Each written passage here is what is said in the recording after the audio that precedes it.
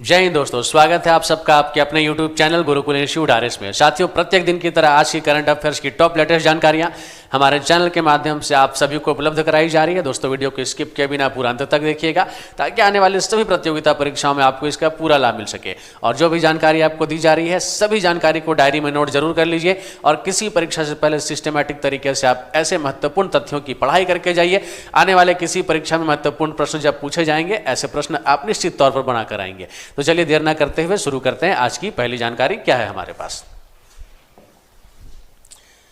दोस्तों, आज की पहली जानकारी है भोपाल में 31वीं राष्ट्रीय बाल विज्ञान कांग्रेस का शुभारंभ को लेकर। मैं आपको बता दूं साथियों कि भोपाल में 6 जनवरी तक 31वीं राष्ट्रीय बाल विज्ञान कांग्रेस का जो कार्यक्रम है वो चलाया गया और इसका उद्घाटन साथियों किसने किया? तो मैं आपको बता दूं कि इसका उद्घाटन मध्य प्रदेश के सीएम, ठीक है, मध्य प्रदेश के सीएम जिनका नाम है डॉक्टर मोहन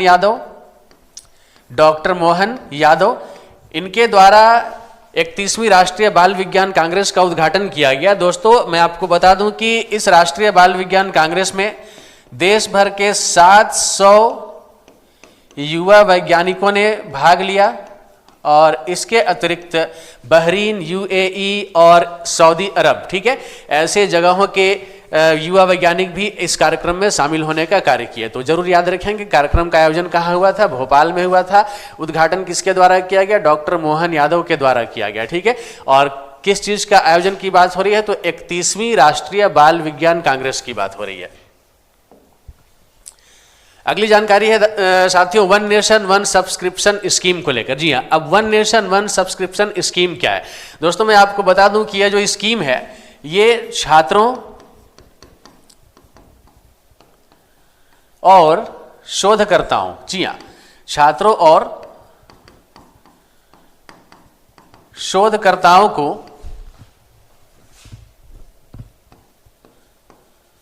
उच्च गुणवत्ता वाली शिक्षा, मैं आपको पूरा डिटेल दे रहा हूं, अच्छे तरीके से आप इसको समझ लेंगे। छात्रों और शोधकर्ताओं को उच्च गुणवत्ता वाली शिक्षा और रिसर्च सामग्री तक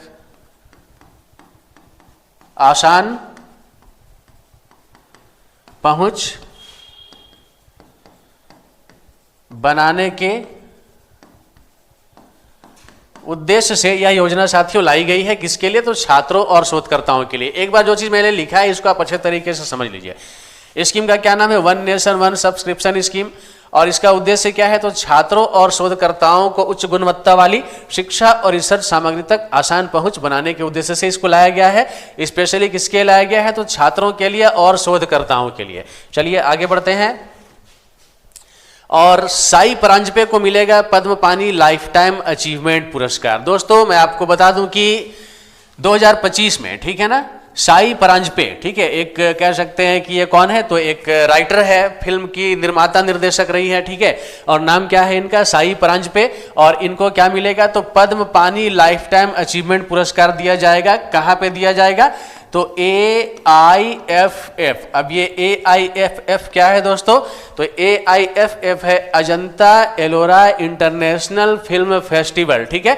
2025 का जो आयोजन होना है, इस आयोजन में साई परांजपे को पद्म पानी लाइफ टाइम अचीवमेंट पुरस्कार जो है ये प्रदान किया जाएगा। जरूर याद रखेंगे, एक महत्वपूर्ण प्रश्न बन सकता है किसी भी एग्जाम के लिए। अब दोस्तों आगे मैं आपको बताऊं कि SBI यानी state Bank of India launch करेगी हर घर लखपति योजना। दोस्तों, SBI के द्वारा अब लॉन्च किया जाएगा हर घर लखपति योजना। तो सिर्फ हर घर लखपति योजना नहीं साथियों, मैं आपको बता दूं कि SBI के द्वारा 2 योजनाएं लॉन्च की जानी है। पहला योजना है हर घर लखपति योजना, हर घर लखपति योजना, और दूसरी योजना है साथियों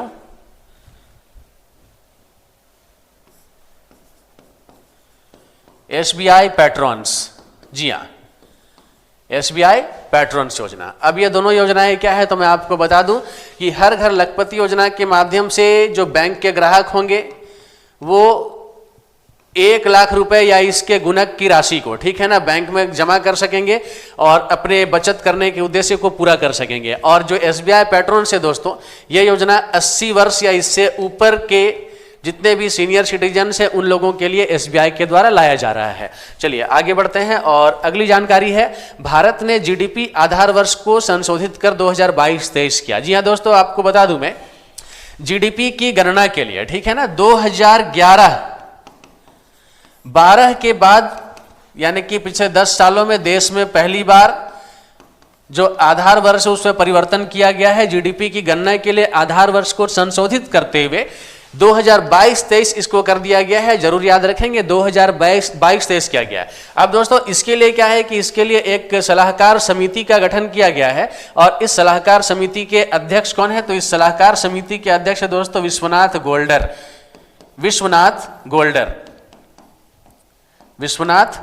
इस सलाहकार समिति के कौन है? तो अध्यक्ष है। चलिए आगे बढ़ते हैं। अगली जानकारी दोस्तों, भारत को मिला पहला जनरेशन बीटा बेबी बॉय। अब दोस्तों यहां पे आप देख सकते हैं, India gets its first generation beta baby boy. मैं आपको बता दूं अब ये पहला जनरेशन बीटा बेबी बॉय क्या है। तो दोस्तों पिछले 1 जनवरी को ठीक है, मिजोरम के आइजोल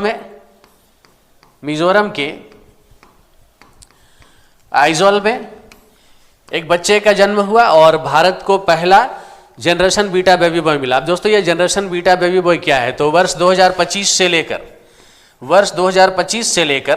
वर्ष 2039 के बीच जितने बच्चे जन्म लेंगे उनको जनरेशन बीटा की संज्ञा दी जाएगी। अब दोस्तों यहां पर मैं आपको बता दूं कि जनरेशन बीटा बेबी बॉय का नाम क्या है। तो दोस्तों मैं आपको बता दूं कि इस बच्चे का साथियों नाम है फ्रैंकी। थोड़ा सा टेढ़ा नाम है तो मुझे ये आपको देखकर बताना पड़ेगा। फ्रैंकी रेमरू आटडिका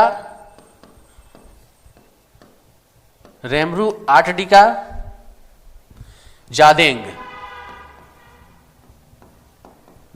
जी हां, याद रखेंगे।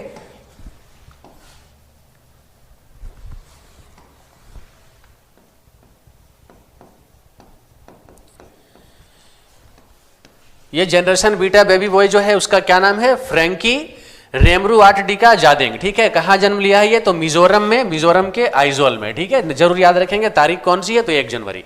चलिए साथियों आगे बढ़ते हैं और अगली जो जानकारी है 7वीं द्वीप विकास एजेंसी की बैठक को लेकर। दोस्तों पिछले दिनों नई दिल्ली में, ठीक है, पिछले दिनों नई दिल्ली में 7वीं द्वीप विकास एजेंसी का जो बैठक है उसका आयोजन किया गया और इस बैठक की अध्यक्षता किसने की? तो इस बैठक की अध्यक्षता केंद्रीय गृह मंत्री श्री अमित शाह के द्वारा की गई। जी हाँ, याद रखेंगे, केंद्रीय गृह मंत्री श्री अमित शाह के द्वारा इस बैठक की अध्यक्षता जो है वो की गई है। किस चीज की अध्यक्षता की गई? तो 7वीं द्वीप विकास एजेंसी। और इसका जो बैठक है साथियों, इस बैठक का आयोजन कहाँ हुआ था? तो इस बैठक का आयोजन नई दिल्ली में किया गया था। याद रखेंगे, बैठक का आयोजन कहाँ हुआ था? नई दिल्ली में। अध्यक्षता किसने की? तो गृह मंत्री अमित शाह ने की। नेक्स्ट जानकारी है भारतीय हथकरघा प्रौद्योगिकी संस्थान के नए परिसर का उद्घाटन। जी हाँ दोस्तों, अब भारतीय हथकरघा प्रौद्योगिकी संस्थान के नए परिसर का उद्घाटन कहाँ किया गया? तो साथियों इसका जो उद्घाटन किया गया है पश्चिम बंगाल में किया गया है।